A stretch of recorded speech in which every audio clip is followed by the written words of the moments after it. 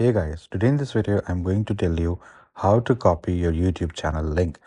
So the first thing that you need to do is you have to open up YouTube.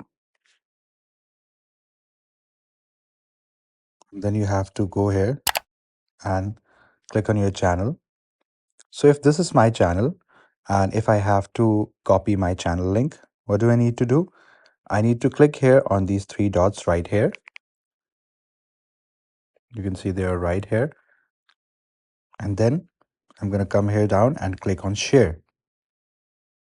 And then I can copy the link or I can send it to anybody on social media.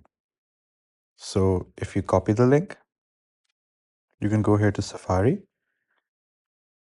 and you can paste the link here. And here you go. That's how easy it was. So I hope you found this video informative. Do like the video and subscribe to the channel to see more content like this. I'll see you in the next one.